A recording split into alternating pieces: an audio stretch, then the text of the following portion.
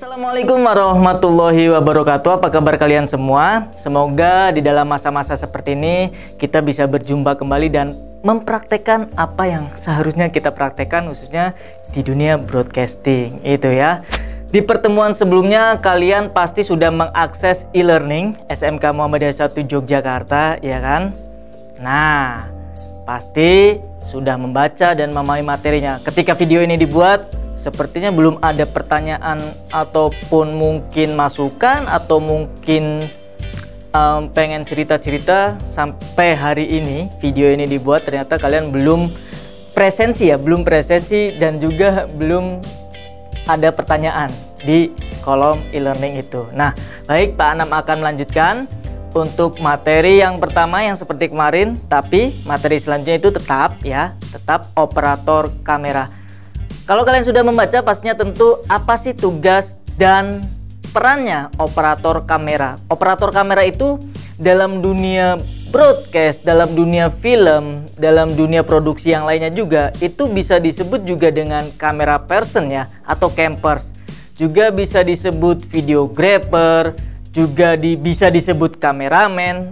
Itu dalam produksi, atau dalam di dunia jurnalis televisi itu bisa juga disebut video jurnalis. Video jurnalis pasti sudah Pak Anam jelaskan ketika pelajaran di kelas 10. Oh iya, Pak Anam ucapkan dulu selamat untuk kalian naik ke kelas 11. Pastinya kalian naik semua ya. Yang jelas ketika di kelas 10 materi-materinya kebanyakan mungkin 50% materi dasar, sementara 50%-nya praktikum. Nah, sekarang di kelas 11 Pak Anam yakinkan kalian harus banyak-banyak praktek, karena ini kelas 11 dan kelas 12 nanti besok akan lebih lagi. Tapi tentunya untuk parameter tugasnya, maksudnya kesulitan-kesulitannya ya ada jenjangnya. Kalau kemarin mungkin agak mudah ya, tapi di kelas 11 ini agak setingkat, levelnya satu tingkat seperti itu. Nah, berbicara operator kamera atau kamera person, di sebelah kanan Pak Anam ada salah satu jenis kamera DSLR. Ini jenisnya C100, biasa digunakan oleh videographer atau filmmaker yang kalau kalian bisa di channel-channel video, kita sebut YouTube deh, itu banyak video-video yang asik, bisa film, bisa iklan layanan masyarakat, bisa juga produksi yang lainnya. Itu digunakan modelnya seperti ini, kamera seperti ini. Sementara di sebelah kiri Pak Anam itu ada lighting. Nah, pembahasannya bagaimana? Memang kita materinya itu tata kamera, pencahayaan, dan tata suara. Nah, kalau kalian lihat di kompetensi dasar, itu kan ada 30 materi ya. Wow, banyak banget Pak kalau 30 materi kompetensi dasar itu. Enggak, karena begini, dari satu KD kompetensi dasar yang satu dengan yang lainnya itu sangat berkaitan.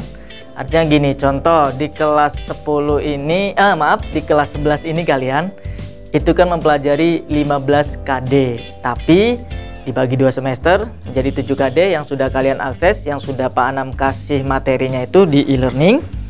Itu sangat berkesinambungan. Intinya karena kita ada 3 materi besar ya, karena mata pelajaran kita aja tata kamera, pencahayaan, dan tata suara. Pasti kita akan mempelajari tentang bagaimana sih kamera itu, jenis-jenisnya, teknik pengambilan kameranya, terus type of shootnya bagaimana, walaupun sudah di kelas 10 sudah Pak Anam kasih tahu. Yang kedua pasti tentang pencahayaan. Pencahayaan itu seperti apa, terus apakah kita harus mendesain cahaya, apakah dari belakang atau yang lain, seperti itu. Terus yang terakhir itu tata suara. Jelas apakah suara itu penting dalam sebuah video atau dalam sebuah produksi. Terus bagaimana sih membuat suatu narasi atau bisa dikatakan voice over VO yang bagus dan ideal seperti itu. Terus bagaimana membuat Foley nanti, Foley ya, itu nanti di kelas 12. Sabar itu.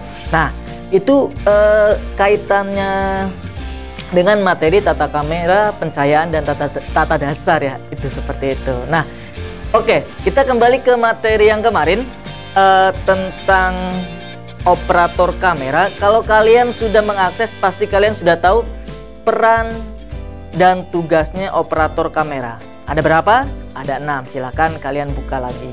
Nah, selanjutnya yang Pak Anam bahas kali ini itu adalah bagaimana sih keterampilan sebagai seorang operator kamera atau kamera person itu. Apa? Yang pertama itu kalian keterampilan dasar ya, ini harus mempunyai koordinasi yang baik. Koordinasi ini bagaimana? Contoh, ketika kalian menjadi salah satu kamera person atau campers, ketika membuat satu produksi, kalian sebagai campers pasti harus menguasai kamera itu, ya kan? Bagaimana sih tombol-tombolnya, bagaimana sih teknik pengambilan gambarnya dan yang lainnya ya. Pasti yang pertama harus koordinasi. Koordinasi dengan siapa? Dengan produksi, tim produksi yang lainnya, atau dengan pimpinan produksinya atau sutradaranya. Kenapa? Koordinasi di sini biar apa sih pengambilan gambarnya seperti apa sih? Apakah mau menunjukkan close up-nya? Apakah medium seperti ini? Atau yang diminta ketika sebuah proses produksi tersebut. Itu yang penting koordinasi ya. Itu.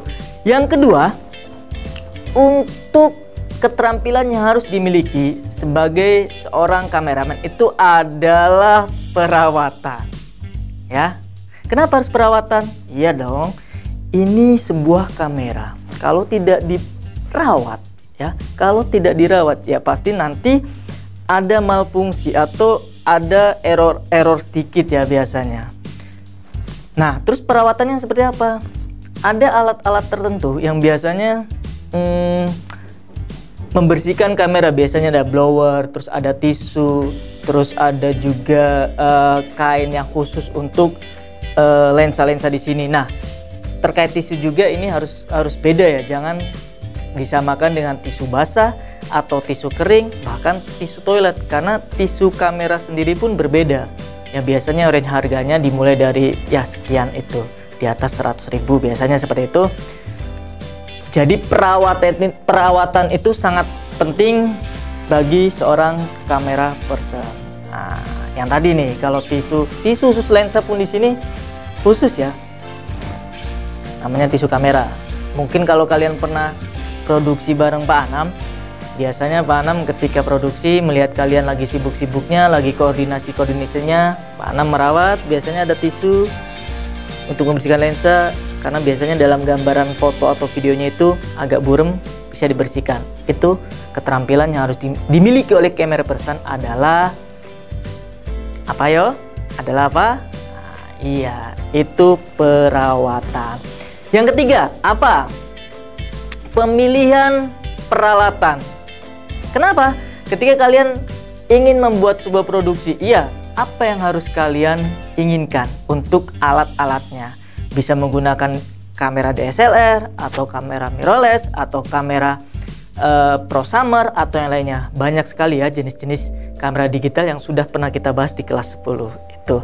Nah, kenapa harus memilih, Pak? Iya, saya bisa menggunakan kamera ini ketika membuat video ini, tapi ini hanya untuk kalian khusus. Kebetulan ketika video ini dibuat khusus menggunakan kamera video Sony. Itu yang sudah standar dalam dunia broadcast, standar ya, seperti itu. Karena apa? Karena outputnya, kalau ingin bagus kalian, kalau ingin membuat video profil atau membuat film yang pernah kita buat, tentunya yang pernah kalian ikut produksi ya, sudah jelas menggunakan kamera ini agar lebih enak gambarannya, seperti itu ya. Itu yang harus dimiliki. Yang keempat, itu kalian sebagai seorang kamera person itu harus kreatif. Kenapa kreatif? Ya iya, kalau kalian sudah memegang kamera ini, berarti visualisasi kalian ya, apa gambaran-gambaran yang harus diambil itu harus kreatif. Mungkin ketika dalam sebuah ruangan, kita ngomongin sedikit adegan di sebuah drama film ya, ada sebuah meja, di situ ada makanan. Nah, silakan kalian explore di situ kreatifnya, apakah dalam bentuknya close up, terus apakah medium shoot atau yang lainnya. Dan ketika ada adegan yang punya makanan mau memakan, pastikan ya arah-arah kameranya tertentu, pastikan harus lebih kreatif. Bagaimana sih teknik pengambilan gambarnya? Misal kalian mengambil close up makanannya itu, terus kemudian ganti cut-to-cut ke orang yang punya makanan itu. Nah, lebih jelasnya nanti akan kita praktekkan mungkin dalam beberapa project ke depannya selain tugas ya. Itu keterampilan dasar yang harus dimiliki oleh kamera person. Nah, selain keterampilan, kalian juga harus mempunyai kemampuan dalam menguasai kamera. Apa kemampuannya? Yang pertama itu harus stabil lengan dan tangan. Itu penting.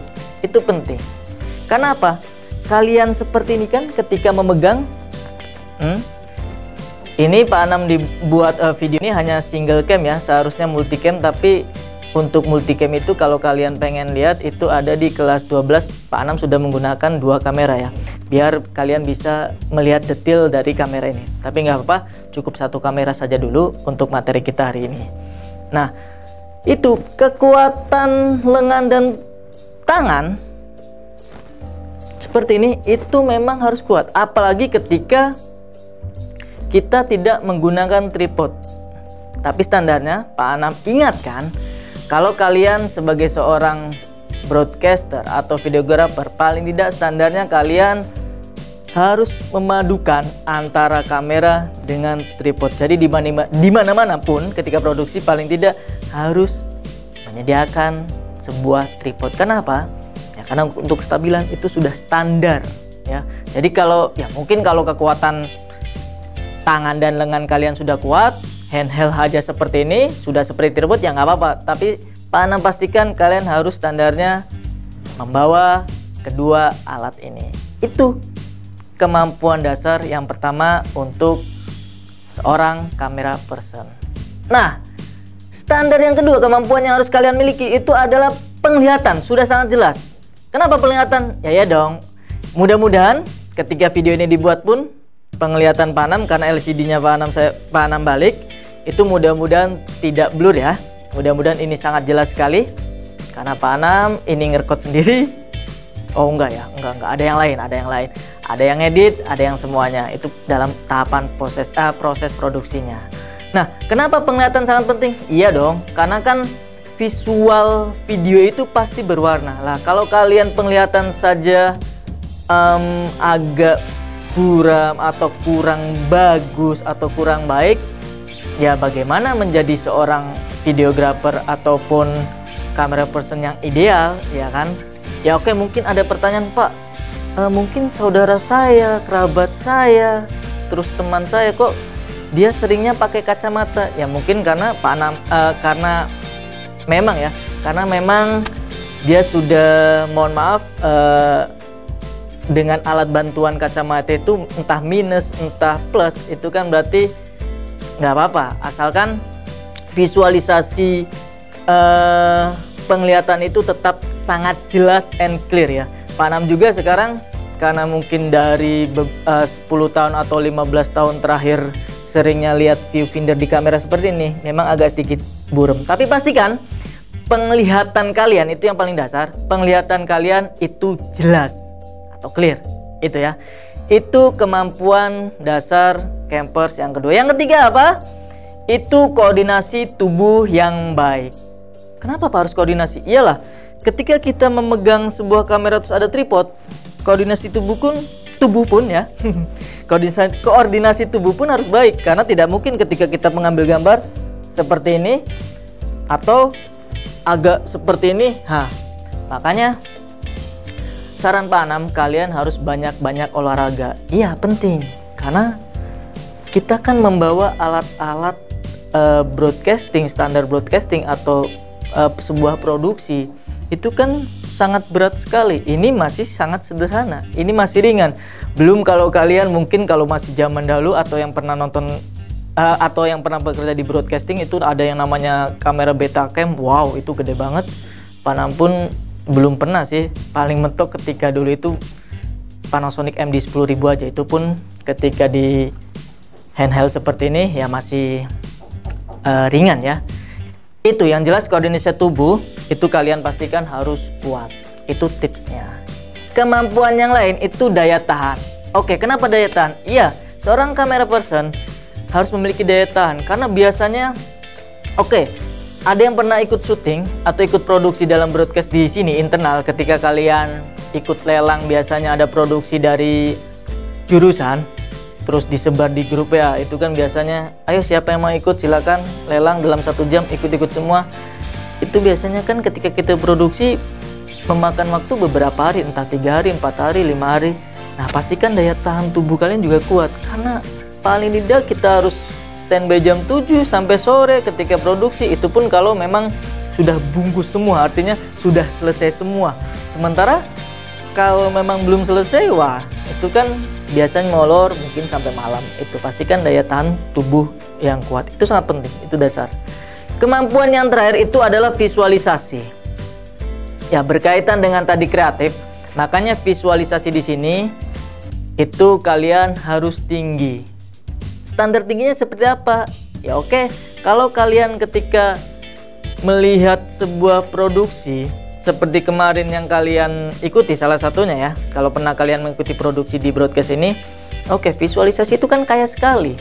Artinya banyak gambaran yang harus diambil. Contoh dalam satu ruangan kelas itu kan banyak visual-visual yang mengasihkan ketika kalian mengakses komputer, ketika kalian sedang mengedit program-program yang kita pelajari, ya kan? Itu kan visual yang bagus. Itu kalau di indoor ya. Kalau outdoor, wah lebih bagus lagi. Mungkin kakak kelas kalian yang pernah mengikuti outdoor, kalau kalian kelas 11 saat ini ya, itu kayaknya belum ya. Ya mudah-mudahan besok kita mengikuti project ataupun syuting outdoor. Nah, paling tidak itu keterampilan dan kemampuan yang harus dimiliki oleh seorang kamera person atau operator kamera. Oke, mudah-mudahan materi kali ini bisa kalian pahami. Kalaupun memang ada yang perlu ditanyakan ataupun mungkin ada ide-ide yang lain, silakan kalian tulis di kolom komentar channel Kamuy TV ini atau langsung di kolom e-learning SMK Muhammadiyah 1 Yogyakarta. Terima kasih. Assalamualaikum warahmatullahi wabarakatuh.